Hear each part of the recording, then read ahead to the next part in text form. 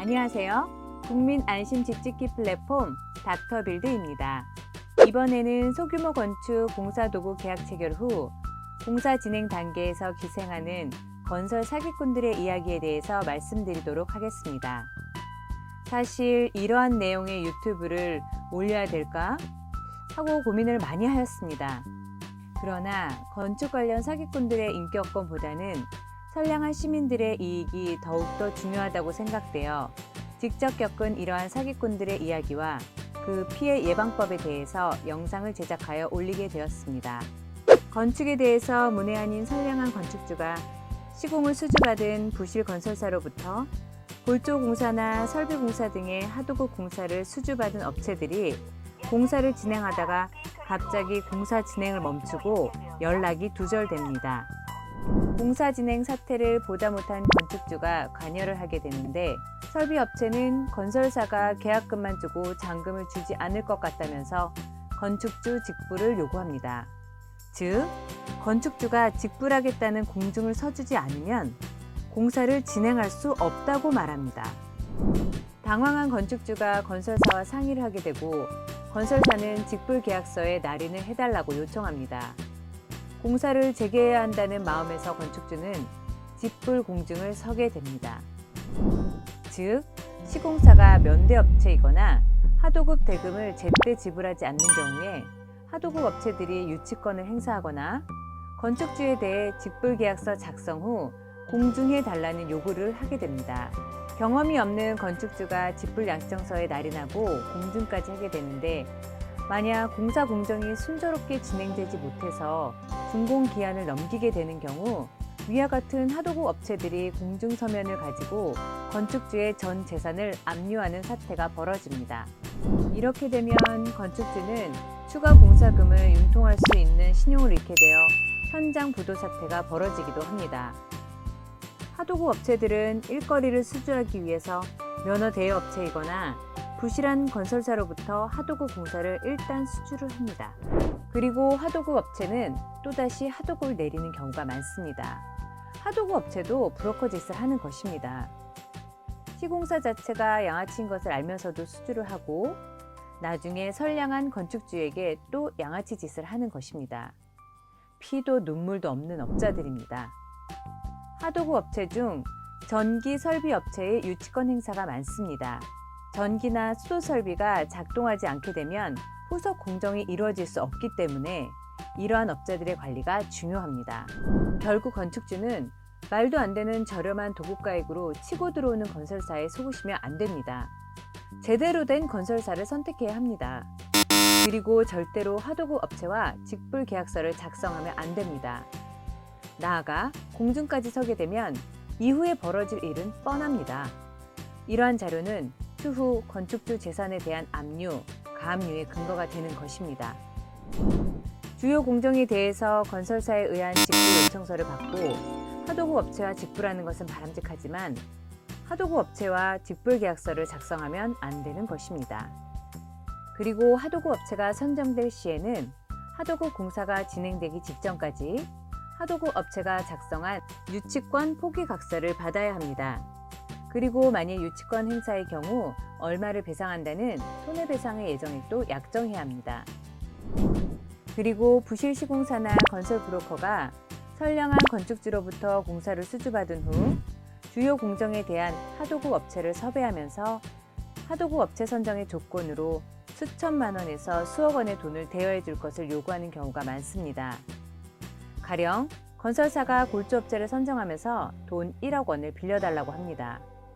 나중에 시공 마진을 받게 되면 갚겠다고 약속도 합니다. 이에 골조업체는 가령 4억이면 족할 골조공사에 대해서 5억 원의 견적을 내고 골조공사를 건설사로부터 수주합니다. 부실 건설사는 준공에 대한 의지도 없기 때문에 견적 검토를 제대로 하지 않고 돈을 많이 빌려준다는 하도급 업체의 공사를 내려줍니다. 골조공사를 완료하고 이후 준공을 앞두고 있던 시점이 되어서 골조업체 관계자들에 의한 유치권이 들어옵니다. 이에 놀란 건축주가 골조업체에게 이유를 물으니 골조업체 사장은 건설사 사장이 골조 사장으로부터 돈 1억 원을 빌렸는데 안 갚는다고 합니다. 그리고 공사비 미수금도 존재한다고 합니다. 이에 유치권을 행사한다고 합니다. 골조업체에 이어서 외관과 내장의 자재업체 사장들도 유치권을 행사합니다.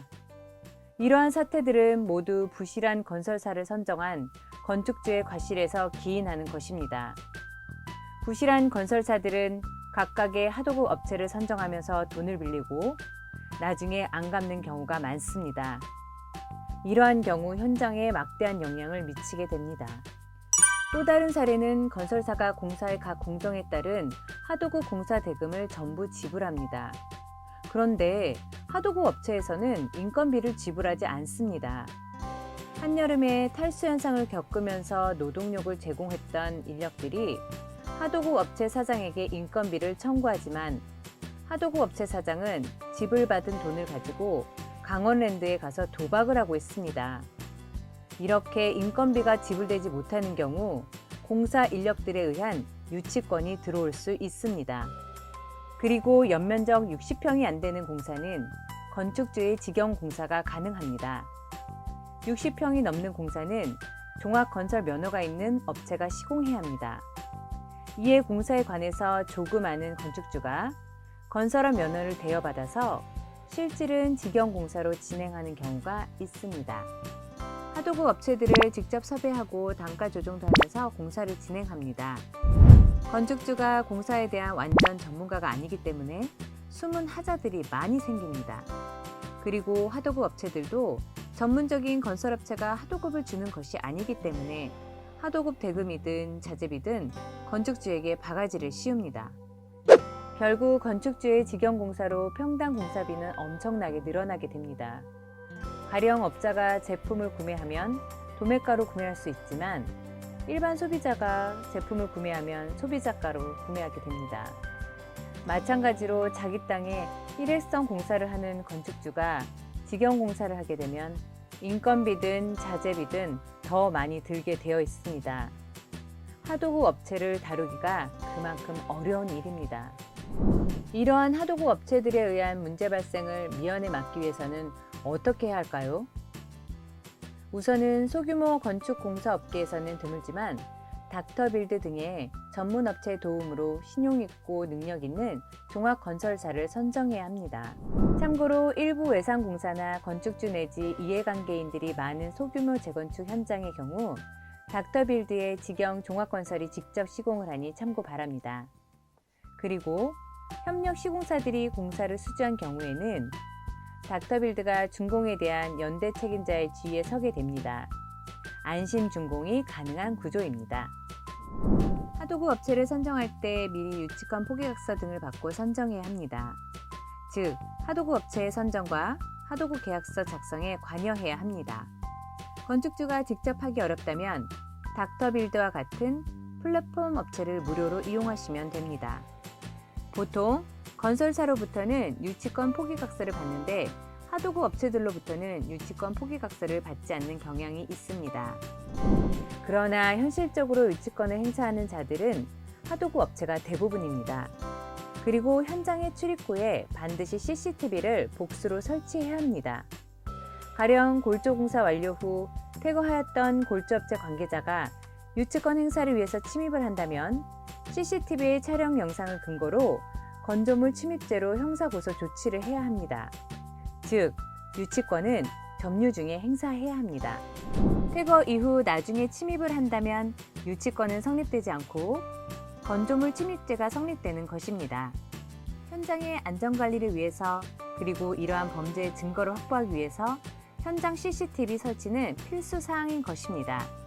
그리고 내장재나 외장재의 자재업체는 유치권을 행사할 수 없다는 것이 판례입니다. 지금까지 착공 이후 단계에서 문제되는 하도급 업체들의 문제에 대해서 살펴보았습니다. 다음 시간에는 미준공 건물, 전문 경매꾼과 공사비 대부 업체들에 대한 말씀을 드리도록 하겠습니다. 감사합니다.